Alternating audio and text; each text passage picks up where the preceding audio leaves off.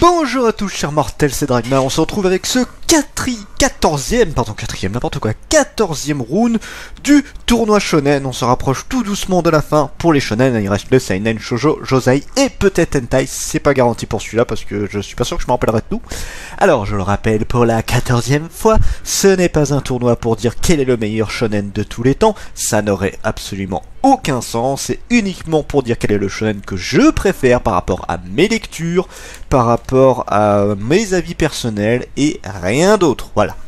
C'est toujours bon de le répéter, hein. Je l'ai même raccourci là j'ai l'impression, c'est pas pour moi, non, au bout d'un moment vous le connaissez si vous suivez depuis le début ce tournoi, si vous le découvrez, vous êtes au courant. Alors beaucoup de gros titres sur ce tournoi là, sur ce round là, parce qu'en vrai je me rappelle presque de tout, je crois qu'il y en a un seul juste que je suis allé chercher le résumé, et c'était très gros titres dans l'ensemble. Ça va être un petit peu dur de choisir lequel je préfère pour le coup. Alors GTO, un gros manga que j'aime énormément, Great Teacher Onizuka. Nous suivons justement Onizuka, un ancien délinquant de shonen, oui c'est ça, qui essaye de devenir professeur. En fait c'est son rêve de devenir professeur, principalement pour pouvoir draguer de la minette, hein, de la collégienne du livre, plus de la lycéenne dans l'ensemble.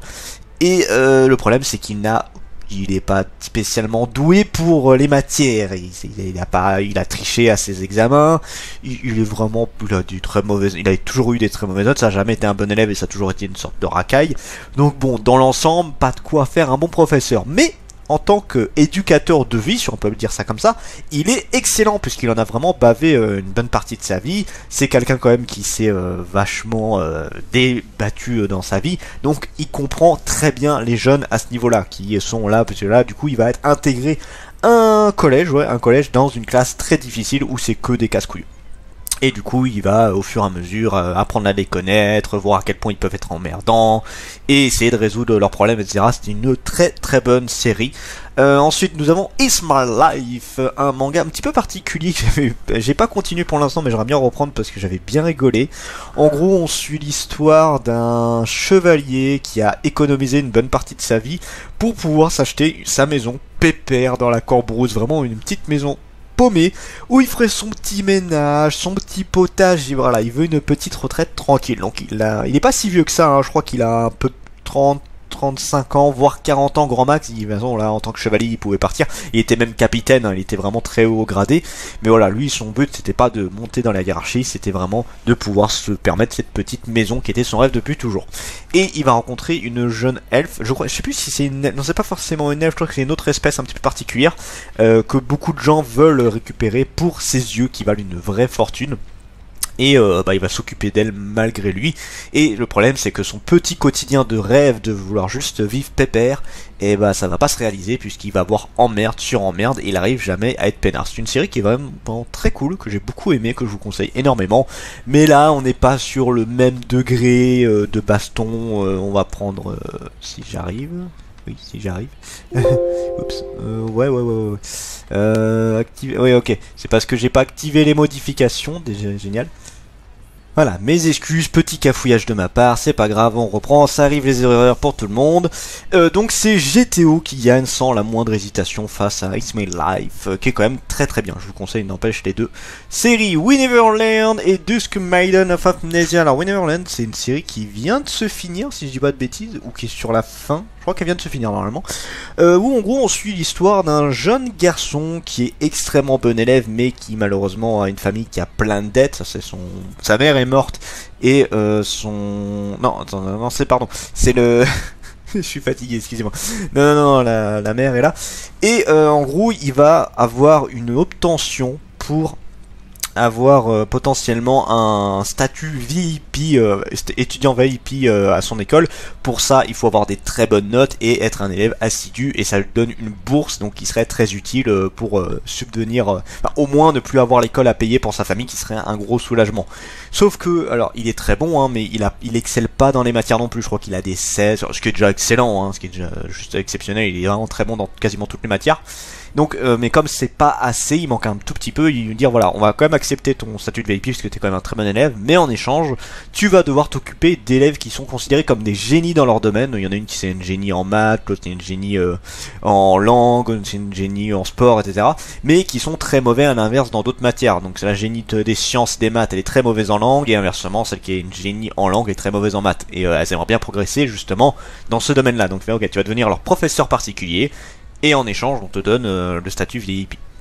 Voilà, et c'est une comédie romantique très sympa. Encore une fois que je vous conseille, j'ai pas encore vu la fin, mais j'aimerais bien me ravancer dedans, parce que c'était vraiment excellent. Vraiment une très très belle série que j'adore énormément. Deux semaines Amnesia, alors ça c'est un peu particulier, c'est une des rares séries où je préfère l'anime. Je trouve l'anime bien mieux géré que le manga. En gros, on suit l'histoire d'un jeune homme qui est capable de voir les esprits. Il va voir un esprit en particulier, l'esprit d'une jeune fille qui est morte. Et en gros, il va essayer de savoir comment elle est morte, parce qu'elle ne se rappelle plus du tout de sa mort et tout. Et il va essayer de découvrir comment elle est morte, etc. Et il va avoir une sorte de romance entre les deux. Voilà. Le problème du manga, c'est que c'est très très long. Ça discute H24, c'est trop d'explications. Et en fait, il y a pas cette sensation de légèreté qu'il y avait dans l'animé. Ce qui est rare, hein. En général c'est l'inverse, c'est le manga qui s'en sort beaucoup mieux. Et l'animé, on a quand même des jolis trucs, mais là l'animé, ne serait-ce que pour la scène de fin qui est juste magnifique. Ça, vraiment, je vous conseille, vraiment, si vous voulez voir Amnesia, regardez l'animé, pas le manga. Le manga ne vaut vraiment pas le coup à mon goût. Et là, je pense que vous en doutez, c'est We Never Learn qui gagne. Entre Lovina et Silent Voice, Lovina de Ken Akamatsu, un de mes auteurs préférés, où on suit Keitaro, un jeune étudiant qui a plus de 21 ans, si je dis pas de bêtises, ouais, qui en fait voudrait essayer d'aller à Todai, mais je crois que ça fait au moins la 3e, voire la 4e fois qu'il rate. Il a pas arrêté de rater son admission à Todai, sauf que lui il veut vraiment y aller parce qu'il a fait une promesse à une jeune fille quand il était plus jeune, qui se marierait le jour où il se retrouverait à Todai. Je me dis le truc comme maintenant, mais maintenant, en admettant qu'elle soit à Todai, ça, en 4-5 ans, elle doit plus y être au bout d'un moment. Bon bah maintenant on connaît la vérité tout ça, mais voilà, je me dis, il s'accroche à son rêve. Sauf que voilà, il est vraiment pas exceptionnellement bon, il est à la limite, enfin c'est pas un élève trop mauvais, mais c'est ni excellent, il est à la limite de la moyenne, je crois si je dis pas de bêtises. Donc c'est pas non plus catastrophique, mais c'est pas un bon élève. Et Todai, on rappelle que c'est une des plus grandes universités du monde. Donc bon, faut avoir un très bon niveau pour y aller. Donc il tente, et il va aller dans une pension où que c'est sa tante qui garde, c'est ça. Sauf qu'en fait, cette pension qui avant était une sorte d'hôtel a été transformée en pension pour jeunes filles. Et donc là, il y a que des filles dedans. Et ils ont chacun un caractère bien trempé, cette jeune fille. Donc c'est pareil, c'est de la comédie, le style un peu pantsu. C'est très drôle et j'avais beaucoup aimé la série. Silent Voice, une série qui est pas mal du tout en soi, donc qui terminait que en 7 tomes. C'était un peu court, je trouve, 7 tomes, et j'étais pas très fan de la fin. J'ai beaucoup aimé la série, mais alors la fin, je la trouvais très bâclée. En gros, on suit un jeune garçon qui est dans une école primaire, et ils vont avoir une nouvelle élève qui est sourde, muette. Alors pas à 100%, elle a des appareils qui lui permettent au moins d'entendre. Un minimum, un strict minimum, et muette, elle l'est pas totalement non plus, elle arrive plus ou moins à faire quelques mots, mais c'est pas évident pour elle, et le problème c'est qu'elle va être un petit peu beaucoup même, être va se faire emmerder par les élèves, notamment notre héros qui va pas arrêter de se foutre d'elle, de lui, même à un moment il va balancer ses appareils. On rappelle que c'est des appareils qui coûtent très cher, et que c'est un petit peu ce qui lui permet d'entendre, donc c'est extrêmement pas cool, mais bon c'est des gamins malheureusement, et voilà, et beaucoup plus tard, il va se rendre compte que ses amis ne vont pas adhérer, alors qu'au début ils étaient totalement avec lui, enfin on le rappelle, ça reste des gamins, hein, vont le laisser tomber comme une merde, et plus tard il va essayer de se faire pardonner pour tout ça, parce qu'il va retrouver cette jeune fille, et va essayer de réparer ses erreurs. Une histoire qui était très belle, mais malheureusement, je le redis, une fin que je trouve très bâclée. Il manque beaucoup de choses pour que la série soit vraiment exceptionnelle. Je le redis encore une fois, je trouve que le sujet était très intéressant, qui était pas mal du tout au début, mais plus on avançait, plus il manquait des trucs, excusez-moi. Donc là, entre Lovina et Silent Voice, je mets Lovina sans hésitation non plus. Entre Ariad et Mary Grave. Alors là, ça va être un petit peu particulier pour celui-là. Ariad, c'est l'auteur de Claymore, si je dis pas de bêtises. J'ai pas tout lu, j'ai lu que au 4e ou 5e tome, si je dis pas de bêtises, où en gros on suit l'histoire d'un jeune garçon qui a rencontré une princesse qui vient d'une cité, qui vient des hauteurs et qui est là pour explorer un petit peu ce monde et aussi fuir son pays puisqu'ils veulent la garder prisonnière. Et lui, ça va devenir un petit peu son chevalier servant et ils vont se balader à travers le monde. C'est une histoire alors très classique mais vraiment très très cool. J'ai fait un résumé très soft parce que je me rappelle plus de tout, mais c'était vraiment très bien. J'avais énormément aimé Ariane et ben alors, excusez-moi, malheureusement, la série n'est pas très connue, et c'est très dommage, parce qu'elle vaut vraiment le coup. Mary Grave, on suit l'histoire d'un monsieur qui est devenu immortel. En gros, c'est sa femme qui l'avait ramené à la vie, qui s'était fait tuer en la protégeant. Elle a, pendant très longtemps, elle est allée chercher des tas d'ingrédients extrêmement rares pour le ramener à la vie.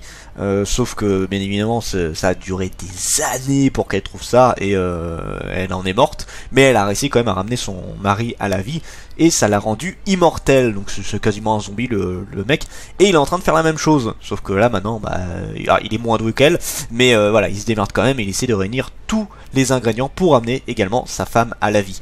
Une série qui était juste magnifique, autant les 2 premiers tomes étaient pas ouf, mais dès qu'on arrive au 3e, ah la claque qu'on se prend, et je regrette vraiment que la série soit si courte parce que c'était juste génial. La fin un petit peu bâclée vite fait, c'était pas catastrophique non plus, mais voilà, il manquait des choses.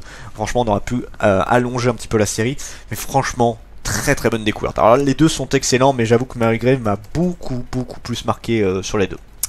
La malédiction de Loki et Hunter x Hunter. Alors, malédiction de Loki, je me rappelle vaguement. J'avais pas tout vu, je crois que j'ai vu les 3-4 premiers tomes, où en gros on suit une jeune fille qui est capable, quand elle peint, quand elle fait des peintures, de invoquer ce qu'elle crée. Donc c'est à dire si jamais elle va dessiner de la richesse, de l'or, tout ça, il y a de l'or qui va apparaître. Si elle veut créer un jeune homme magnifique, ce genre de truc, ça apparaît en fait. À chaque fois qu'elle fait une peinture, elle utilise un peu de son sang pour mélanger à la peinture et ça crée des créatures liées souvent aux souhaits des gens. Sauf que ces créatures, au bout d'un moment, vont commencer à un petit peu dégénérer, et elle avait même créé un personnage qui lui sert un peu d'ami imaginaire, sauf qu'en fait ce mec va devenir réel et il va essayer de récupérer toutes les peintures de cette jeune fille qui ont commencé à péter un câble et qui ont commencé à attaquer tout le monde, ce qui n'était pas du tout le but. C'est un petit peu la gourmandise et la cupidité des gens qui ont transformé ces peintures en quelque chose qu'elles n'auraient pas dû être du tout. Une série qui était pas mal, mais pas exceptionnelle à mon goût. Hunter x Hunter, alors là, autant en manga, je ne sais pas quel est mon manga préféré, shonen, seinen, tout ça, mais alors en animé, c'est sans hésiter, c'est Hunter x Hunter qui gagne. Mais alors de très loin. Et qu'en est-il en manga? Ça va être la grande question. En Hunter x Hunter, on suit l'histoire de Gunfrisk, un jeune garçon. Quand je connais le nom-prénom en général des personnages, c'est encore plus que je les aime, tu vois.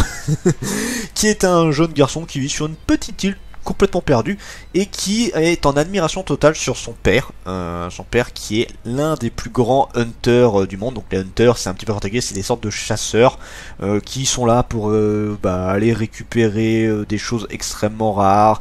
Alors ça peut être de la recherche d'animaux presque disparus, ça peut être de la bouffe, ça peut être des œuvres d'art, ça peut être des items extrêmement rares, ça peut être plein de trucs.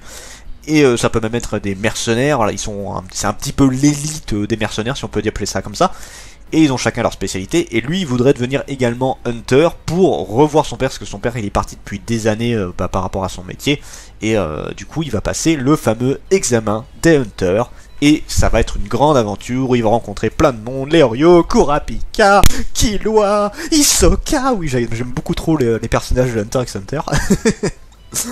Et c'est une histoire qui est vraiment génialissime. Et je vous le conseille énormément. Et bon, voilà, il n'y a pas photo. C'est Hunter x Hunter qui gagne. Entre Ayanashi et Astra. Ayanashi, c'est un des rares où je me rappelais plus de tout. Qui a un peu un style de Full Metal d'ailleurs, je trouve. Juste sur un petit peu les personnages. Enfin, un personnage, c'est un grand mot, mais je trouvais que quand je le lisais, ça me rappelait un peu Full Metal. Pour fuir les monstres qui ont envahi la surface de la Terre, les humains sont contraints de vivre dans les villes souterraines. 2 enfants y rencontrent Holo, un jeune homme solitaire accompagné d'une chouette, et se lie peu à peu d'amitié avec lui. Quand une ombre les menace, il dévoile sa véritable identité. Il est un Ayanashi, chasseur de démons, et son unique but est de les venger. Alors si je dis pas de bêtises, c'est vrai que là le résumé dit pas tout. En fait, ils sont dans un univers où en gros, la plupart des gens vivent sous terre, puisque à l'extérieur, il y a énormément de démons, donc c'est très compliqué d'aller se balader, et en fait les rares à se balader pour faire des transferts de fonds, que ce soit pour la bouffe, même des courriers, voilà, en fait pour transvaser des infos d'une ville à une autre, c'est les Ayanashi, c'est des sortes de mercenaires, voire postiers si on peut dire ça comme ça, et alors, ils sont pas très appréciés dans le sens où ils sont souvent très sinistres et tout, mais c'est aussi, ils sont appréciés aussi dans le sens où c'est les rares qui osent sortir dehors et se battre contre les démons.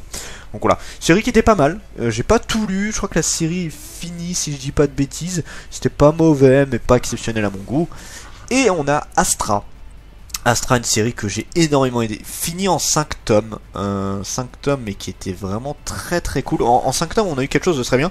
C'est dommage parce qu'en fait Astra ça me rappelait un autre... Alors c'est un animé que j'ai vu il y a très très très longtemps, j'arrête pas d'y repenser en ce moment, où en gros c'était des jeunes garçons, des élèves qui se sont retrouvés sur une planète qui ressemblait à la Terre et qui ont essayé de survivre dedans. Et là c'est à peu près pareil, en gros on suit une classe qui va dans voyage pour aller sur une autre planète juste comme ça pour visiter, et à un moment donné il va avoir un problème et ils vont être éjectés du vaisseau et ils vont se retrouver sur une autre planète, dans un autre vaisseau. D'ailleurs ils vont carrément se retrouver dans un autre vaisseau, coup de bol parce que non, en fait ouais, ils se sont retrouvés en plein milieu de l'espace et ils vont trouver un vaisseau, donc gros coup de bol, et ils vont essayer de retourner chez eux en allant de planète en planète. Et c'est une histoire qui était juste géniale, que je vous conseille énormément. Et là, c'est Astra qui gagne. Donc là, pour l'instant, vous voyez, GTO, Winnerland, Lovina, Mary, alors peut-être moins Mary Grave, Interact Center, Astra, c'est que des séries que je surkiffe. Suzuka et Routine. Alors Suzuka, ça fait longtemps. C'est vrai que l'autrice, elle a fait beaucoup de séries. C'est pas c'est pas les mangas que je préfère le plus, mais c'est très sympa quand même. Suzuka, on suit en gros l'histoire d'un jeune homme qui va dans un nouveau lycée, si je dis pas de bêtises, et qui va tomber follement amoureux d'une fille que je pouvais pas blairer. Suzuka, je pouvais tellement pas la blairer dans le manga, qui est extrêmement balèze, enfin balèze c'est un gros mot, qui se débrouille très bien en sport, notamment en saut en hauteur si je dis pas de bêtises, et lui, parce qu'il est amoureux d'elle, il va rentrer dans le club de sport et on va se rendre compte qu'il est loin d'être mauvais pour la course. Donc voilà, c'est une romance entre les deux. C'est sympa, mais en fait, disons que les héros... L'histoire en tant que telle est pas mauvaise, mais j'avais beaucoup de mal avec les héros. Le héros, il est chiant, la fille est chiante, et c'est vraiment les héros secondaires que je mets beaucoup dans la série. Roti, on suit l'histoire en fait d'une ville qui est dans une sorte de dôme. Un dôme lumineux, donc toute la ville a plus ou moins disparu dans ce dôme, ainsi que les gens qui étaient dedans, et une des rares personnes à avoir survécu, c'était un jeune homme qui, plusieurs années plus tard, excusez-moi pour le bruit, plusieurs années plus tard, va se retrouver en tant que sorte de soldat, et en fait, on va se rendre compte que le dôme s'élargit de plus en plus, donc il faut qu'il fasse quelque chose avant que le dôme commence à toucher d'autres endroits où il y a des civils. Du coup, pour y aller, il faudrait rentrer dedans, sauf que, en fait, les rares personnes à pouvoir rentrer dedans, c'est des gens qui en venaient de base. Donc, le soldat en question, qui est un des rares survivants de ce truc-là. Et il va rentrer dedans avec une machine, et quand il va rentrer dedans, il va se rendre compte qu'il va se retrouver plusieurs années plus tard dans son corps d'enfant, et à l'époque où ses camarades de l'époque étaient encore là. Et il va en profiter alors pour essayer de découvrir qu'est-ce qui s'est passé, et également régler des problèmes qui s'étaient passés, des potes à lui qui s'étaient fait humilier, des problèmes qu'il avait eu avec d'autres. Bref, il va essayer de régler les problèmes. C'est une série qui était en 3 tomes, qui est malheureusement beaucoup trop court, parce que l'idée du manga était très sympa, et en plus on avait l'effet un petit peu papillon, où le mec n'arrêtait pas de se poser des questions sur ce qui se faisait, le moindre truc pouvait changer un petit peu n'importe quoi, notamment une de ses officiers. En fait il va se rendre compte un peu plus tard que c'est une personne qu'il a connue beaucoup plus tard, quand il était enfant, et il va se rendre compte que c'est par rapport à un événement particulier qu'elle va devenir officier justement. Donc il se dit voilà, si je fais tel ou tel truc, ça risque de changer le futur de certains. Donc il y en a, ils veulent le faire, et d'autres pas vraiment, parce que ça pourrait changer en mal. Donc voilà, c'est un manga qui était quand même sympa, mais malheureusement pas assez. Mais je mets quand même Routine, parce que Suzuka, je le redis, j'ai pas du tout aimé les héros. Zero Wolf et Bakuman. Alors là on a 2 mangas, dont un Bakuman qui est très connu, de l'auteur de Death Note. Je sais plus si c'est l'auteur ou c'est juste le dessinateur, je sais plus. Silver Wolf, une série que je surkiffe là dans mon ancienne chaîne, j'arrêtais pas de vous la mettre en avant. En gros, on suit l'histoire des Silver Wolf qui étaient... En fait, on a eu une invasion de zombies qui a quasiment, alors peut-être pas décimé, mais qui avait quand même bien flingué les humains, pour se nourrir principalement, mais aussi pour le plaisir du carnage, et les rares personnes capables de se battre d'égal à égal contre les vampires, c'était les Silver Wolf, donc des hommes tout à fait classiques, mais entraînés pour se battre contre les vampires avec des armes exprès pour ça. Et au bout de plusieurs années de combats acharnés contre les vampires, la quasi-totalité des Silver Wolf sont morts. Il y en a un seul qui a survécu. Maintenant il est à la retraite, je crois qu'il a 60-70 ans, le mec, voilà, il n'y a plus de vampires, il a même tué le roi des vampires. Et en fait on va se rendre compte que plus tard, il y a un mec qui est en train de s'amuser à ramener les vampires à la vie. Chose qui est pas très cool en soi. Et du coup voilà, c'est une série qui est vraiment exceptionnelle, et un petit peu aussi dans le style de Full Metal, je trouve. Je la trouvais génial. J'ai un peu stoppé, mais il faut que je la reprenne. Bakuman, une série très connue et très appréciée, qui nous plonge dans l'univers des mangaka plus ou moins. En gros on suit, alors ça fait longtemps que j'ai pas vu Bakuman, j'avais même pas tout fini, je crois que j'avais lu les 3-4 premiers tomes, j'ai pas vu l'animé, alors ça va en surprendre mais j'ai pas accroché à Bakuman, je trouvais ça très très long à lire. Autant Death Note, c'est long à lire Death Note, mais Death Note c'est de l'enquête, il se passe toujours des choses. Bakuman j'arrivais pas à être dedans. En gros, vous voyez, on suit l'histoire d'un jeune homme qui veut devenir mangaka et qui va se rendre compte de la difficulté que c'est, comment on crée un scénario, comment on fait les trames, comment on doit rendre ça aux éditeurs, la compétition qu'il y a entre d'autres personnes, la satisfaction des lecteurs, bref, tout le bordel qu'il y a par rapport à tout ça. C'est un manga qui est très intéressant si vous voulez vous intéresser au domaine, mais alors après, moi, même si j'aime bien tout ça, j'ai pas du tout accroché. Donc là, pour le coup, c'est Silver Wolf qui gagne. Ça doit en décevoir certains. Entre GTO et We Never Learn, alors là c'est pareil, c'est chiant parce que c'est deux mangas qui n'ont rien à voir. Et les deux sont excellents. Mais, je mets GTO en premier, parce que je vais vraiment surkiffer la série. We Never Learn est très bien placé également dans mon classement, mais c'est pas au même niveau. Entre Lovina et Mary Grave, même si je surkiffe Mary Grave, c'est Lovina qui marche, sans hésitation. Je vous conseille quand même fortement ces 5 tomes, et ces 5 tomes vraiment merveilleux. Entre Hunter x Hunter et Astra, bon il n'y a pas photo, c'est Hunter x Hunter qui gagne. Astra est quand même excellent également, mais bon là il y a un mastodon en face de lui pour moi. Entre Routine et Silver Wolf, c'est pareil, y a pas la là par contre il n'y a pas la moindre. J'aime bien Routine, mais pas à ce point-là. La Silver Wolf gagne sans hésitation. Entre GTO et Lovina, c'est pareil. Là, pas de grosse hésitation, c'est GTO qui gagne. J'aime beaucoup Lovina, c'est une très très bonne série, mais GTO gagne. Entre Hunter x Hunter et Silver Wolf, c'est un petit peu compliqué. Parce que, en fait, je vais vous expliquer pourquoi je mets pas... tu sais, il y en a qui doivent se demander pourquoi Hunter x Hunter est #1 dans mes animés, mais pas en manga. C'est très simple, parce que, en fait, il y a deux trucs qui m'embêtent dans Hunter x Hunter sur le manga. C'est que, premièrement, je ne suis pas fan du tout du dessin. L'auteur est très connu pour ça. Des fois, il est capable de te faire des trucs super beaux, et des fois, c'est extrêmement bâclé. C'est à la limite du la planche, tu sais, que tu rends juste pour l'essai. Et il est très connu pour ça, sauf que malheureusement ça peut nuire beaucoup au rendu. Et ça parle beaucoup dans Hunter x Hunter, des fois c'est long des fois à lire, et justement en animé ça rendait 10 fois mieux. En fait Hunter x Hunter, souvent, d'ailleurs notamment avec l'arc des Antes, même Grid Island mais surtout l'arc des Antes, ça parlait beaucoup, mais en fait ça passait mieux dans l'animé je trouve que dans le manga. Et du coup ouais, autant j'aime bien, j'aime quand même le manga Hunter x Hunter, mais j'ai pas autant accroché que l'animé. Et là ça va faire mal à certains sûrement, mais je mets Silver Wolf en premier, qui m'a vraiment beaucoup plus marqué, et en plus qui a été un vrai vent de fraîcheur. Entre GTO et Silver Wolf, c'est pareil, c'est dur. GTO ça m'a beaucoup marqué. Et là on parle du manga, parce que l'animé, on le rappelle, ne fait pas tout. Je crois que l'animé il fait 12-14 tomes, le manga en fait 25. Après on a 14 Day à Shonen, on a Paradise Lost, et à chaque fois c'est une pure merveille. Silver Wolf, honnêtement, même si ça me fait très mal au cul, je vais partir sur GTO. Voilà, GTO gagne, mais ça me fait mal parce que je le redis, j'aime beaucoup Silver Wolf.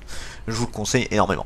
Alors, on se fait le... Peut-être c'était rapide, 20 minutes, c'est rare que je fasse aussi rapide sur un round. Qu'est-ce qu'on a la prochaine fois? Donc là, on sera sur le 15e, donc avant-dernier, parce qu'après, il y aura la grande finale. Stranger Case, Red Dragon, Solomon, Tista, Bakemonogatari, Seven Garden, Bestiarus, L'attaque des Titans, Diane Fry, Dark Grimoire, Kagami no Kuno no Arisugawa, Ein Freak, Warden Harem, Dark Angel, Blizzard Axel et Smoking Parade. Alors c'est marrant parce que comparé au round qu'on vient de faire, là il y a quasiment que des trucs très random. Et je vais juste faire un preview pour le dernier. Alors, ça, je sais ça sert peut-être pas grand chose, mais juste pour me dire c'est quoi les derniers que je vais devoir combattre. Beyond the Cloud, ça date à Assassination Classroom, Iron Heimer Against the Witch, Arifureta, Jeu d'enfant, Beastar, Naruto, les Brigades Humanitaires Blanches, Chimère, Arcanum, Les Dragons et la Nonne, Secret, Ashita no Joe, Teacher Killer et Aime ton prochain. Ok. Il y a encore de quoi faire et on finira avec la très grande finale et du coup j'aurai ma réponse et je pense que là je vais passer des plombes à réfléchir quel est celui que je préfère à chaque fois. Sur ce c'était Dragmar et je vous dis à la prochaine chers mortels.